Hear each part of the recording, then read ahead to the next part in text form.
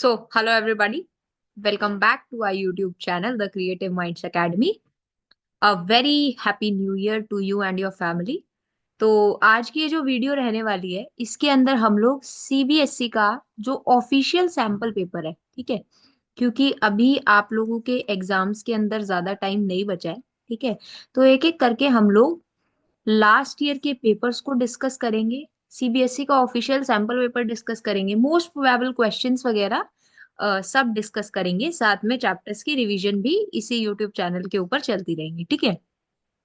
So basically आज की जो वीडियो रहने वाली है, इसके अंदर हम लोग जो सीबीएसई ने ऑफिशियल सैंपल पेपर 2024-25 सेशन के लिए, ठीक है, यानी कि अभी जो आपके एग्जाम्स होने हैं उनके लिए जो ऑफिशियल सैंपल पेपर बायोलॉजी का रिलीज किया था, उसको हम लोग डिस्कस करने वाले हैं, ठीक है। उसके भी बेसिकली हम लोग सेक्शन ए को डिस्कस करने वाले हैं, ठीक है। सबसे पहले अगर मैं बात करूं तो आपका जो पेपर कोड है that is 044। Okay, that is 044। आपका जो एग्जाम रहेगा वो 70 मार्क्स का रहेगा और 3 आवर्स का एग्जाम रहेगा, ठीक है, यानी कि आपको 70 मार्क्स का पेपर जो है वो 3 आवर्स के अंदर अटेम्प्ट करना होगा, ठीक है। सबसे पहली बात ये। उसके बाद में आपके क्वेश्चन पेपर के अंदर all questions are compulsory but internal choices आपको देखने को मिलेंगी, ठीक है। आपको इंटरनल चॉइसेस देखने को मिलेंगी काफी सारे क्वेश्चंस के अंदर, ठीक है। क्वेश्चन पेपर के टोटल 5 सेक्शंस आपको देखने को मिलेंगे। जिस पैटर्न के ऊपर आप CBSE official sample paper release करता है, सेम पैटर्न के ऊपर आपको सीबीएसई का जो क्वेश्चन पेपर होता है, ठीक है, वो देखने को मिलता है, ठीक है। तो आपका जो क्वेश्चन पेपर रहेगा उसमें 5 सेक्शंस होंगे और 33 क्वेश्चंस होंगे, ठीक है, यानी कि 5 सेक्शंस के अंदर आपका जो पेपर है वो डिवाइडेड होगा और टोटल 33 क्वेश्चंस इन 5 सेक्शंस के अंदर आपको देखने को मिलेंगे। सेक्शन ए जो रहेगा, ठीक है, जो आपका सेक्शन ए रहेगा उसके अंदर 16 क्वेश्चंस देखने को मिलेंगे, 1 मार्क्स ईच, यानी कि जो सेक्शन ए रहेगा that will B of 16 marks, क्योंकि एक क्वेश्चन 1 मार्क ईच रहेगा, ठीक है। सेक्शन बी जो रहेगा उसके अंदर आपको 5 क्वेश्चंस देखने को मिलेंगे, 2 मार्क्स ईच, यानी कि जो आपका सेक्शन बी हो गया that will B of 10 marks. Okay, एक क्वेश्चन 2 मार्क्स का होगा और 5 क्वेश्चन टोटल आपको अटेम्प्ट करने होंगे। सेक्शन सी के अंदर आपको 7 क्वेश्चंस देखने को मिलेंगे ऑफ 3 मार्क्स ईच। ओके, यानी कि जो सेक्शन सी रहेगा उसके अंदर 7 क्वेश्चंस 3 मार्क्स ईच, 21 मार्क्स का आपका ये वाला सेक्शन हो गया। After this is your section number D, जिसके अंदर 2 केस बेस्ड क्वेश्चंस देखने को मिलेंगे, 4 मार्क्स ईच, यानी कि जो सेक्शन डी होगा that will B of 8 marks, ठीक है। 2 क्वेश्चंस आपको करने हैं, 4 मार्क्स एक क्वेश्चन के लिए आपको मिलेंगे। And section E consist of 3 questions of 5 marks each, यानी कि जो सेक्शन ई है उसके अंदर 3 क्वेश्चन 5 मार्क्स ईच, 15 मार्क्स का आपका ये वाला सेक्शन हो जाता है, ठीक है। तो टोटल कितने क्वेश्चंस हो गए? 16, 5, 21, 28 एंड 5 33। तो 33 question, 16 and 10 26, 26 and 21 47, 47 and 8 55 plus 15 70, यानी कि this sums up to 70 marks and 33 questions, ठीक है। ये हमने बात की कि आपको कितने कितने मार्क्स से कौन से क्वेश्चन देखने को मिलेगा। No overall choice but internal choices आपको कुछ क्वेश्चंस में देखने को मिलेगी। A student has to attempt only one of the alternative, ठीक है, और जहां पर भी आपको इंटरनल चॉइस देखने को मिलेगी वहां पर आपको एक ही क्वेश्चन अटेम्प्ट करना होगा। जो क्वेश्चन आप पहले अटेम्प्ट कर देंगे उसके मार्क्स आपको मिलेंगे। और ऐसा नहीं करना कि मान लो कि आपको किसी क्वेश्चन में, फॉर एग्जाम्पल क्वेश्चन नंबर 10 है, उसके अंदर आपको इंटरनल चॉइस दी हुई है, ठीक है, और मान लो कि 10 क्वेश्चन ए और बी पार्ट में डिवाइडेड है और फिर और के बाद में भी फिर ए और बी पार्ट में डिवाइडेड है। तो ऐसे नहीं करना कि आपको 10th का फर्स्ट पार्ट का ए क्वेश्चन ए पार्ट आता है ना, और जो सेकंड चॉइस में दिया हुआ है उसका बी पार्ट आता है। तो ऐसे नहीं करना कि एक का आपने 10 ए अटेम्प्ट कर दिया, सेकंड का बी अटेम्प्ट कर दिया, ऐसे नहीं होगा, ठीक है। आपने अगर पहले 10th का ए पार्ट अटेम्प्ट किया है तो आपको बी पार्ट भी उसी का अटेम्प्ट करना है, ठीक है। अदरवाइज आपको जो मार्क्स मिलेंगे वो सिर्फ 10th के ए के मिलेंगे। इंटरनल चॉइस वाला जो क्वेश्चन है उसका आपने बी अगर अटेम्प्ट किया तो उसके मार्क्स आपको नहीं मिलेंगे, ये बात आपको ध्यान रखनी है। Wherever necessary neat and properly label diagram should be drawn, यानी जिस क्वेश्चन में जरूरत है, आपको लग रहा है या पूछा हुआ है एग्जामिनर ने, तो वहां पर आपको डायग्राम्स भी ड्रॉ करने पड़ेंगे, क्योंकि हम लोग बायोलॉजी के स्टूडेंट्स हैं, तो डायग्राम्स का क्या इंपॉर्टेंस है वो हमको पता है। ठीक है, सबसे पहले आज की इस वीडियो के अंदर हम लोग सेक्शन ए डिस्कस करने वाले हैं। ठीक है, जिसके अंदर ए क्वेश्चन जो रहेगा that will B of 1 marks each, and total आपको 16 क्वेश्चंस यहाँ पर देखने को मिलेंगे। ठीक है, यानी कि ये जो सेक्शन है दैट इज ऑफ 16 मार्क्स। ठीक है, ये वाला जो सेक्शन है दैट इज ऑफ 16 मार्क्स। ठीक है, so question number one is signals for parturition in human female originate from, very simple question, directly जो है एनसीईआरटी की लाइन से लिया हुआ है। Option one is a fully developed fetus only, B both placenta as well as fully developed fetus, C placenta only, and D is oxytocin released from maternal puberty. So इसका जो answer होगा that will be option number B. ठीक है, parturition के जो signals आते हैं human female में, वो प्लासेंटा और फुली डेवलप्ड फीटस दोनों से ओरिजिनेट होते हैं। ओके, सो इसका जो करेक्ट आंसर होगा that will be B, both placenta.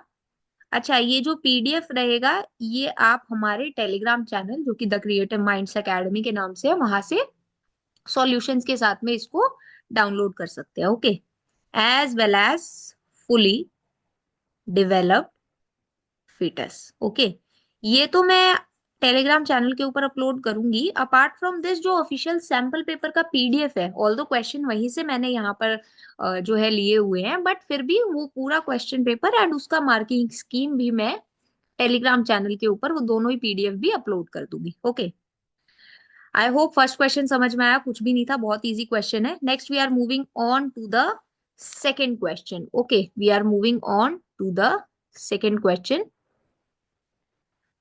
इसको थोड़ा सा बड़ा कर लेते हैं। यस सर, तो क्या बोला गया है, to produce 1600 seeds the number of meiotic divisions required will be, यानी कि अगर 1600 सीड्स प्रोड्यूस करने हैं तो उसके लिए कितनी मियोटिक डिविजन्स की रिक्वायरमेंट होगी।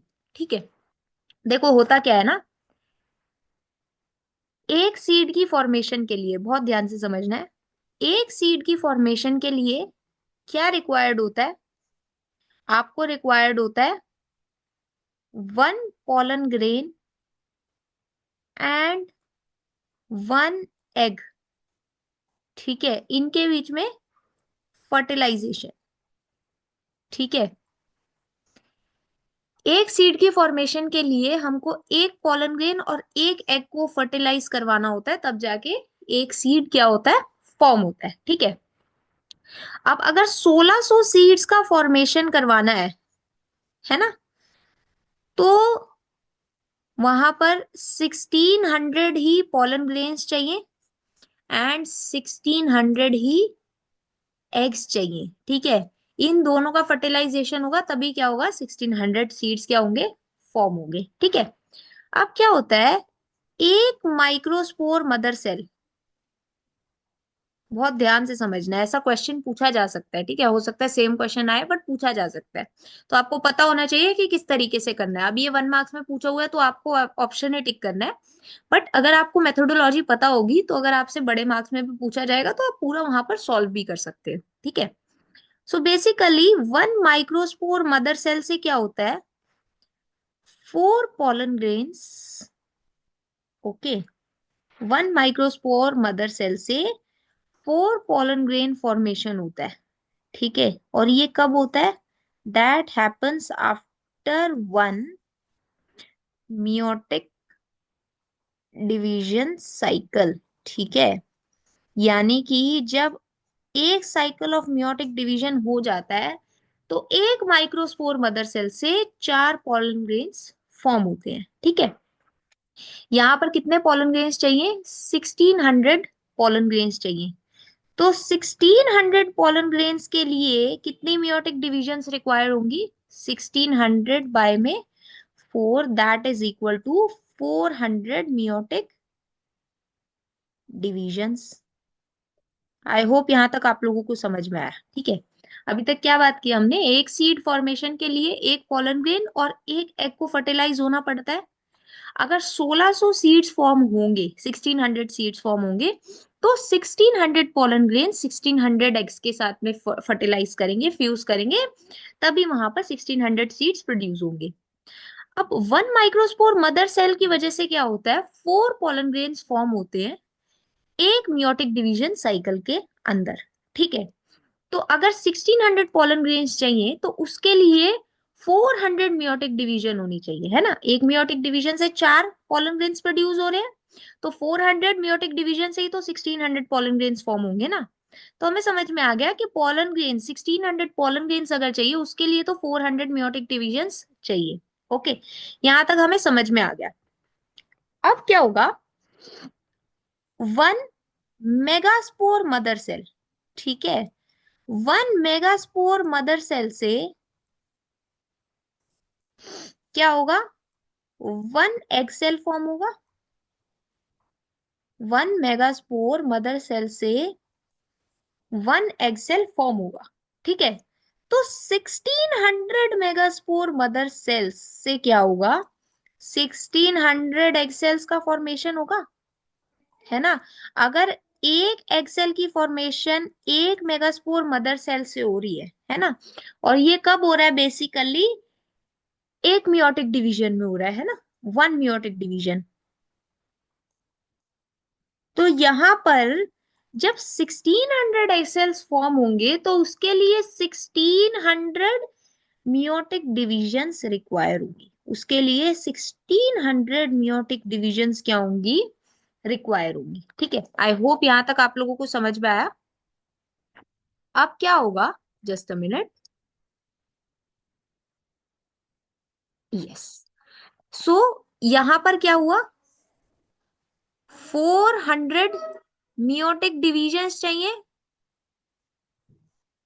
किसके लिए चाहिए, for 1600 pollen grains, okay, and 1600 meiotic division चाहिए किसके लिए, फॉर 1600 एग सेल के लिए।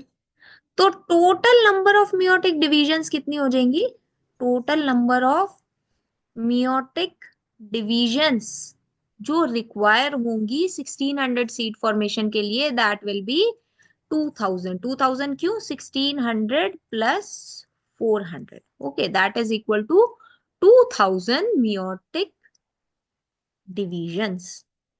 आई होप यहां तक आप लोगों को समझ में आया। एक इंपॉर्टेंट क्वेश्चन था, एक अच्छा क्वेश्चन था, ठीक है। So the answer will be B, option number B, 2000 meiotic divisions. Okay, this was all about question number 2.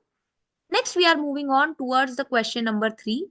A sample of normal double-stranded DNA, okay, a sample of normal double-stranded DNA was found to have thymine content of 27%। यानी कि thymine content कितना दिया हुआ है, thymine content आपको यहाँ पर दिया हुआ है 27%। What will be the expected proportion of guanine in this strand? Okay, तो आपको बेसिकली जो है गुआनिन का परसेंटेज आपको बताना है। ठीक है, सिंपल क्वेश्चन है, ठीक है, थोड़ा सा कैलकुलेशन की जरूरत पड़ेगी, अदरवाइज आप नॉर्मली भी कर सकते हो। यहां पर लगेगा शारगाफ्स रूल। ओके, क्या लगेगा यहाँ पर लगेगा शारगैफ्स रूल। ठीक है, शारगैफ्स रूल क्या है, amount of purine is equal to amount of pyrimidine. Okay, amount of purine is equal to amount of pyrimidine. अब हमको पता है कि ए जो होता है that is equal to T and G is equal to C, यानी कि एडिनिन का amount is equal to thymine का अमाउंट एंड गुआनिन का amount is equal to cytosine का अमाउंट। ठीक है, और होता क्या है, adenine plus thymine plus guanine plus cytosine ये टोटल 100% बनाते हैं, है ना। अब क्या होगा, थाइमिन का कंटेंट हमको दिया हुआ है और एडिनिन का कंटेंट क्या हो जाएगा, इक्वल टू थाइमिन का कंटेंट, यानी कि 27% प्लस 27%, और हमको किसका, ग्वानिन का कंटेंट निकालना है। जी एंड सी का जो अमाउंट होता है दैट इज सेम, तो हम लोग यहाँ पर जी एंड जी को ही दो बार लिख देते हैं, ठीक है, विच इज इक्वल टू 100। ठीक है, आई होप यहाँ तक आप लोगों को समझ में आया। अभी हम लोग क्या करेंगे, अभी हम लोगों ने क्या किया यहाँ पर, a plus T plus G plus C is equal to 100, ठीक है, और यहाँ पर एडिनिन को थाइमिन, ठीक है, एडिनिन और थाइमिन 27 और साइटोसिन को भी ग्वानिन के इक्वल रख दिया, ठीक है।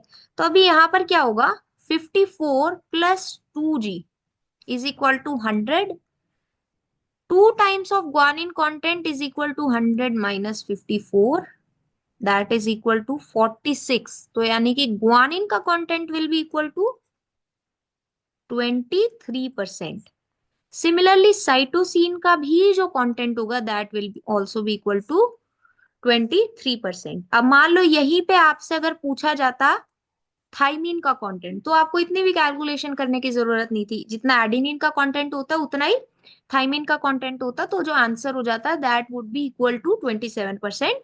बट यहाँ पर आपसे क्या पूछा गया है, ग्वानिन का कंटेंट पूछा गया है, सो उसका जो आंसर होगा that will B 23%। Okay, that will B 23%, ठीक है। आप इसको एक और तरीके से भी कर सकते थे, अगर हम लोग a plus T is equal to G plus C के इक्वल रखते थे, ठीक है, तब भी जो है आंसर इसी तरीके से आराम से निकल सकता था, ठीक है। But this is a simpler method, ठीक है, आप इजीली इससे निकाल सकते हो, ठीक है। आई होप यहाँ तक आप लोगों को समझ में आया। Next we are moving on towards question number 4, ठीक है। अब इसमें क्या बोला हुआ है, observe the schematic diagram that depicts a small section of nucleic acid. अब ये जो डायग्राम आपको दिखाया हुआ है ये आपको न्यूक्लिक एसिड का डायग्राम यहाँ पर शो किया हुआ है, ठीक है। The bases in two strands are paired through hydrogen bonds that are shown by dark lines, ठीक है, यानी कि ये जो नाइट्रोजनस बेसिस है ये यहाँ पर हाइड्रोजन बॉन्ड से जुड़े हुए हैं, ठीक है, इनके बीच में क्या है, हाइड्रोजन बॉन्ड प्रेजेंट है, ठीक है, और ये बेसिकली यहाँ पर नंबर ऑफ हाइड्रोजन बॉन्ड्स दिखाए हुए हैं। Identify the correct sequence of nucleotide in the 5 prime to 3 prime direction, ठीक है। आपको क्या बताना है, न्यूक्लियोटाइड का करेक्ट सीक्वेंस बताना है 5 प्राइम टू 3 प्राइम डायरेक्शन के अंदर, ठीक है, इस डायरेक्शन के अंदर आपको क्या बताना है, आपको nucleotide sequence, correct nucleotide sequence बतानी है, ठीक है। अच्छा, बहुत ही बेसिक बात होती है कि जिधर ओ एच लगा होता है दैट मीन्स वो 3 प्राइम एंड होता है, ठीक है, तो यानी कि यहाँ पर ये 3 प्राइम एंड हो गया और यहाँ पर ये 3 प्राइम एंड हो गया। अगर ये 3 प्राइम एंड है दैट मीन्स ये क्या होगा, 5 प्राइम एंड, ठीक है, यानी 5 प्राइम टू 3 प्राइम ऐसे होगा। और यहाँ पे अगर ओ एच इधर है, 3 प्राइम एंड इधर है, तो ये क्या हो जाएगा, this will be 5 prime and, ठीक है, तो 5 प्राइम टू 3 प्राइम इधर कैसे हो जाएगा, इस तरीके से हो जाएगा। अब हमको एक बात पता है कि प्यूरिन्स के अंदर क्या होती है, दो रिंग्स प्रेजेंट होती है, ठीक है, प्यूरिन्स के अंदर क्या होती है, दो रिंग्स प्रेजेंट होती हैं, और पाइरिमिडीन्स के अंदर वी हैव वन रिंग, ठीक है, पाइरिमिडीन्स के अंदर क्या होती है, एक रिंग प्रेजेंट होती है, ठीक है, पाइरिमिडीन्स के अंदर क्या होती है, एक रिंग प्रेजेंट होती है, ठीक है। अब यहाँ पे ऑलरेडी हम लोगों ने यहाँ पे बात कर ली, ठीक है, प्यूरिन्स की भी बात कर ली, पाइरिमिडीन्स की भी बात कर ली, ठीक है, एटीजीसी सबकी बात हो गई। अब यहाँ पे अगर बात की जाए तो यहाँ पर कितनी रिंग्स प्रेजेंट है, 2 रिंग्स प्रेजेंट है, यानी कि यहाँ पर क्या होगा, प्यूरिन होगा, ठीक है, यहाँ पर क्या होगा, यहाँ पर पाइरिमिडीन देखने को मिलेगा, ठीक है, तो यानी कि यहाँ पर ग्वानिन, यहाँ पर साइटोसिन हो गया। सिमिलरली यहाँ पर 2 रिंग्स है और यहाँ पर बेसिकली कितनी रिंग्स देखने को मिल रही है, यहाँ पर एक रिंग देखने को मिल रही है, तो यानी कि यहाँ पर जी और यहाँ पर सी हो गया, ठीक है। अब यहाँ पर क्या होगा, ठीक है, यहाँ पर क्या देखने को मिलेगा, यहाँ पर 2 रिंग्स है और यहाँ पर कितनी रिंग प्रेजेंट है, एक रिंग प्रेजेंट है। तो यहाँ पर क्या होगा, दिस विल बी थाइमिन और ये हो जाएगा एडिनिन। सिमिलरली यहाँ पर क्या है, 2 रिंग्स प्रेजेंट है और यहाँ पर एक रिंग प्रेजेंट है, यानी यहाँ पर ये थाइमिन और ये एडिनिन हो जाएगा, ठीक है।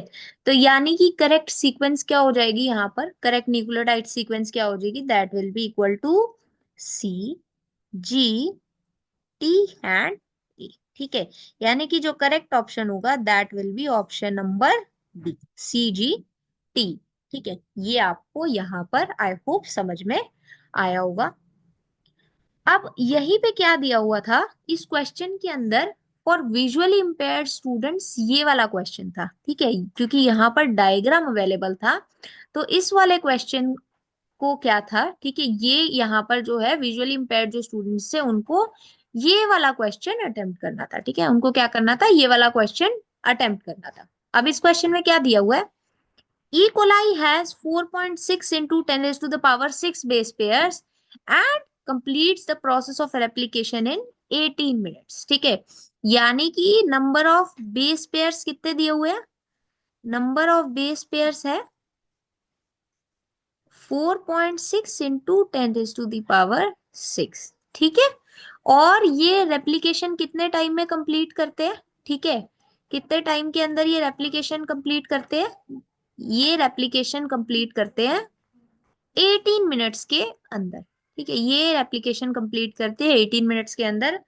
तो आपको बताना है एवरेज रेट ऑफ पॉलीमराइजेशन कितना होगा in base pair per seconds में। ठीक है, सो जो एवरेज रेट ऑफ पॉलीमराइजेशन होगा that will be number of base pairs into time required for replication which is equal to 18 minutes, और इसको अगर सेकेंड्स में कन्वर्ट करेंगे तो मल्टीप्लाई बाय 60 हम लोग यहाँ पर कर देंगे। ठीक है, सो इसका जो आंसर होगा that will be approximately equal to 4000 base pairs per second. ठीक है, जब आप इसको सॉल्व करेंगे तो इसका जो आंसर आएगा that will be approximately equal to 4000 base pairs per second, which is option number B. I hope यहां तक आप लोगों को समझ में आया।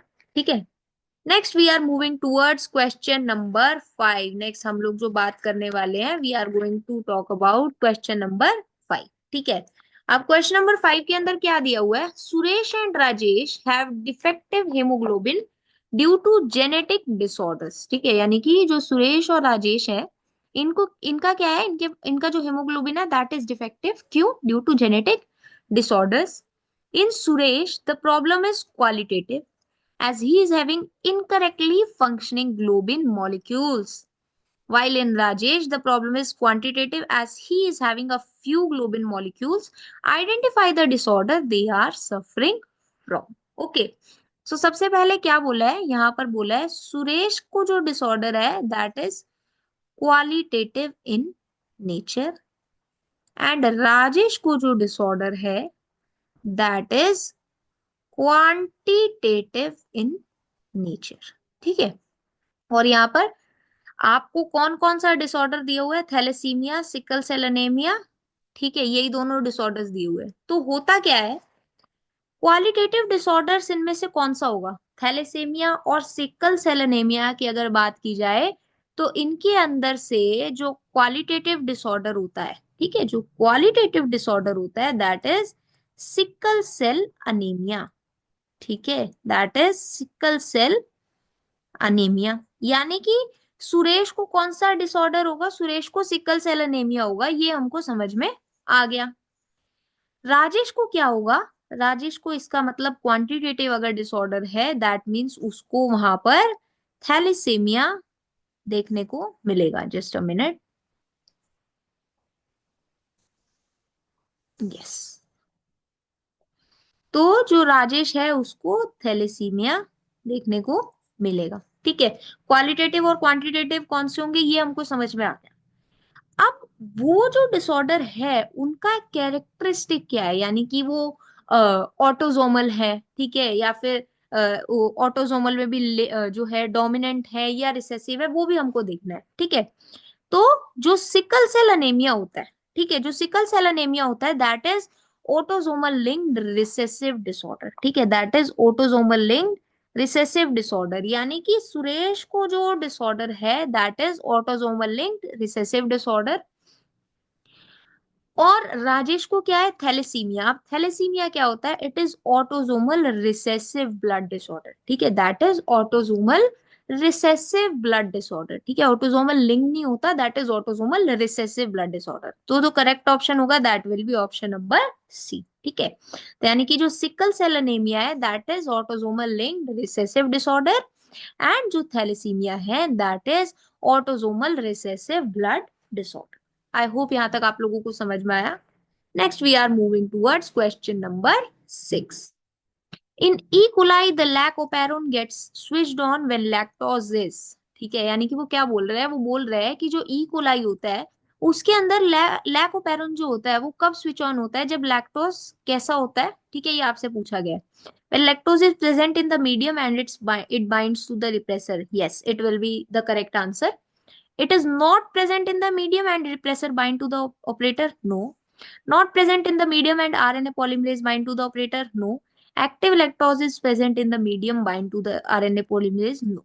ठीक है, इसका जो करेक्ट आंसर होगा that will be option number A, lac operon get switched on when lactose is present in the medium and it binds to the repressor. Okay, I hope यहां तक आप लोगों को समझ में आया। Next we are talking about question number 7। Which of the following shows the mechanism of sex determination of honey bee, ठीक है। तो अब ये कुछ ऑप्शंस दिए हुए हैं, आपको बताना है इनमें से कौन सा जो है वो sex determination in honey bee के मैकेनिज्म को डिपेक्ट कर रहा है, ठीक है। अब हनी बी के अंदर बेसिकली होता क्या है, ठीक है, वहां पर basically haplodiploid type of sex determination होता है, ठीक है। यानी कि जो मेल होगा, ठीक है, जो आपका जो ऑफस्प्रिंग फॉर्म होगा वो किससे बनता है, ठीक है, वो किससे बनता है बेसिकली हेप्लॉयड मेल और डिप्लॉयड फीमेल से बनता है, ठीक है, हेप्लॉयड मेल और डिप्लॉयड फीमेल से बनता है, ठीक है। हेप्लॉयड मेल का मतलब क्या होगा, यानी कि ये जो क्रोमोसोम नंबर होगा, ठीक है, जो क्रोमोसोम नंबर होगा स्पर्म के अंदर वो फीमेल के से हाफ होगा। कितनी बात हमको समझ में आ गई। सो अब ऑप्शंस देखते हैं। An offspring form from the union of a sperm and eggs developed as a female, okay, this option is correct. Males have half the number of chromosome than that of female, ये भी ठीक है, ठीक है, क्योंकि haplodiploid type of sex determination होता है, यानी कि जो नंबर ऑफ क्रोमोसोम्स होंगे वो फीमेल के अंदर डबल होंगे, ठीक है, या ये बोला जाए कि मेल्स के अंदर जो क्रोमोसोम नंबर होगा वो फीमेल के क्रोमोसोम नंबर से हाफ होगा, ठीक है। Males are haploid having 32 chromosome, no, 16 chromosomes होते हैं। All workers and males are diploid having 16 chromosomes, no.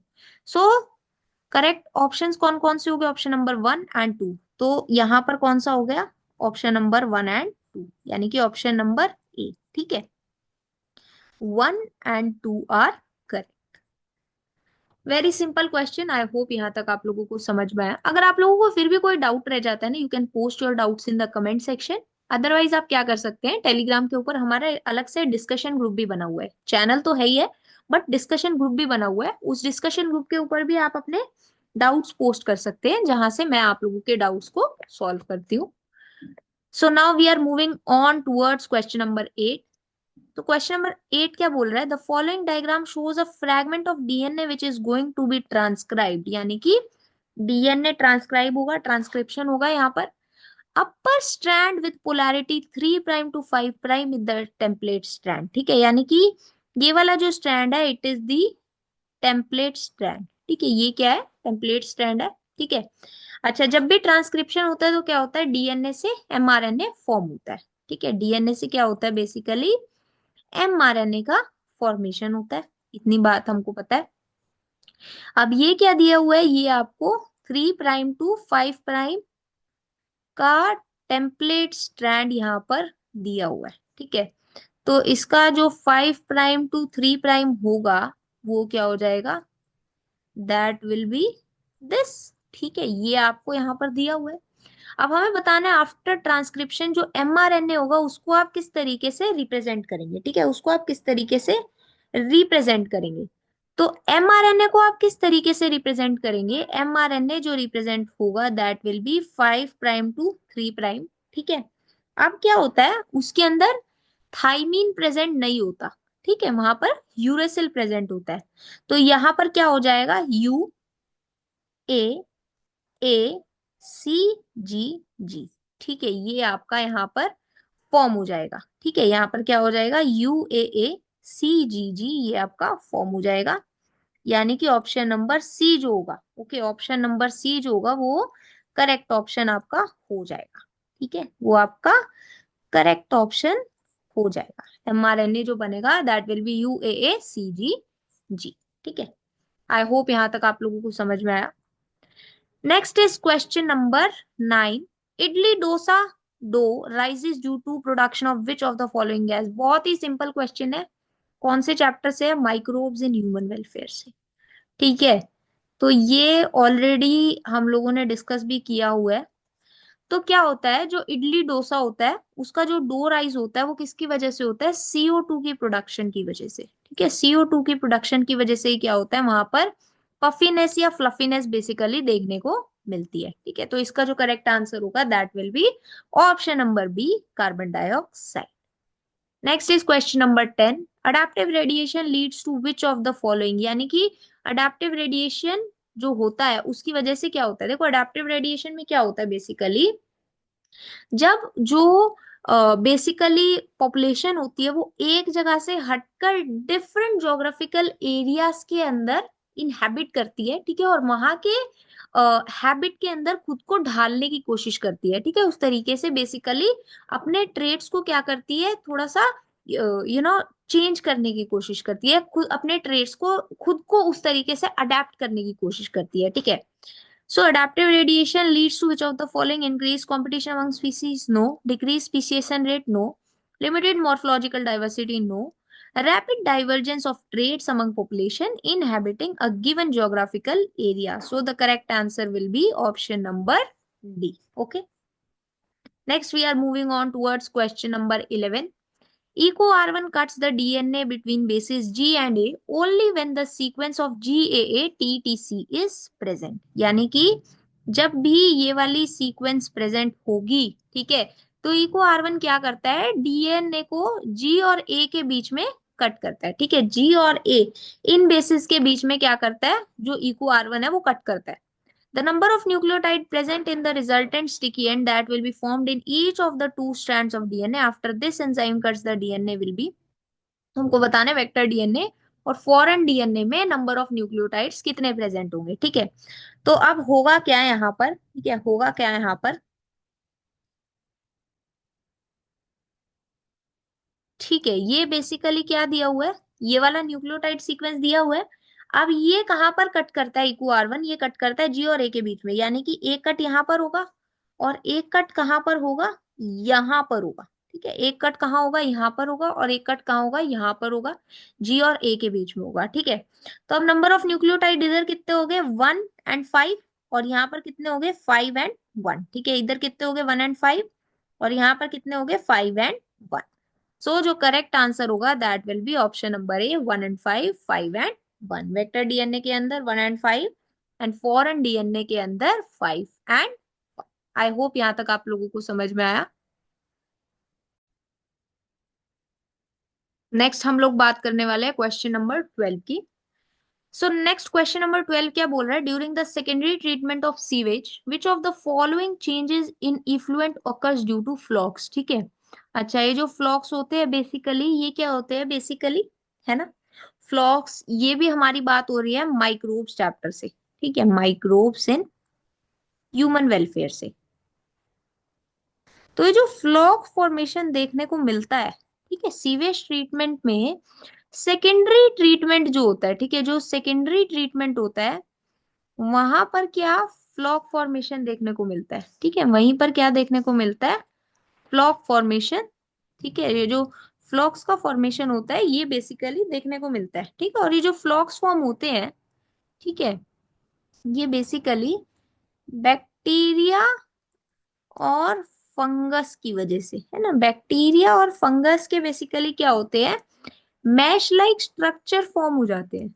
ठीक है, ये क्या हो जाते हैं, मैश लाइक स्ट्रक्चर फॉर्म हो जाते हैं। ठीक है, और इसकी वजह से क्या होता है बेसिकली, जो बीओडी होता है, ठीक है। बीओडी क्या हो जाती है, वो रिड्यूस हो जाती है, ठीक है, यानी कि बीओडी के अंदर रिडक्शन देखने को मिलता है। बीओडी क्या होता है, BOD is biochemical, okay, BOD is biochemical oxygen demand, okay, BOD is biochemical oxygen demand, ठीक है। तो जब भी फ्लॉक फॉर्मेशन होता है तो बीओडी का क्या हो जाता है, रिडक्शन हो जाता है, ठीक है। तो यहाँ पर जो करेक्ट आंसर होगा that will be option number A, reduction in BOD, ठीक है। आई होप यहाँ तक आप लोगों को समझ में आया। नेक्स्ट हम लोग चलेंगे क्वेश्चन नंबर 13 के ऊपर। अच्छा अभी देखो, जो क्वेश्चन नंबर 13 to 16 है दैट आर असर्शन रीजन, ठीक है, असर्शन रीजन टाइप है। तो आपको क्या करना है, option A B C D इनमें से आपको क्या करना होगा, आंसर करना होगा। ए कब करेक्ट होगा, जब असर्शन और रीजन दोनों ट्रू होंगे, और जो रीजन है that is the correct explanation of A, ठीक है। अगर ये हो रहा है then you will mark the answer as A, ठीक है। अब मान लो कि अगर असर्शन रीजन दोनों ट्रू है बट जो रीजन है वो असर्शन का करेक्ट एक्सप्लेनेशन नहीं है, then you will mark the answer as B. अगर असर्शन ट्रू है और रीजन फॉल्स है then you will mark the answer as C, and अगर असर्शन भी फॉल्स है रीजन ट्रू है then you will mark the answer as D, ठीक है। चलो अब सबसे पहले हम लोग क्वेश्चन नंबर 13 देखते हैं। क्वेश्चन नंबर 13 क्या है, असर्शन क्या है, cells of tapetum have more than one nucleus, okay this is true, ठीक है। यहाँ पर क्या होता है, बेसिकली पॉलीप्लॉइडी कंडीशन देखने को मिलती है, तो यानी ये तो ठीक हो गए। रीजन क्या दिए हुए, they undergo meiosis without cytokinesis, no this is false, ठीक है। वहां पर माइटोसिस होती है, मियोसिस नहीं होती, ठीक है, वहां पर माइटोसिस होती है, मियोसिस नहीं होती। तो यहाँ पर असर्शन ट्रू है, रीजन फॉल्स है, तो आंसर क्या हो जाएगा, option number C, answer will be option number C. Question number 14. Deoxyribonucleotide triphosphate serve dual purposes. Deoxyribonucleotide triphosphate serve dual purposes. This is true. Okay. They act as proofreaders and provide energy. They don't act as proofreader but they provide energy. तो ये statement क्या हो जाएगी, false हो जाएगी। तो यहाँ पर भी क्या हो गया, असर्शन ट्रू हो गया, रीजन फॉल्स हो गया, तो option correct will be C. Question number 15 क्या है, a floating cover placed over the slurry in a biogas plant keep on rising, true. This cover keeps on rising due to the gas produced in the tank by microbial activity, this is also true, ठीक है। और जो reason है वो correct explanation भी है assertion का, तो जो करेक्ट आंसर होगा that will be option number A.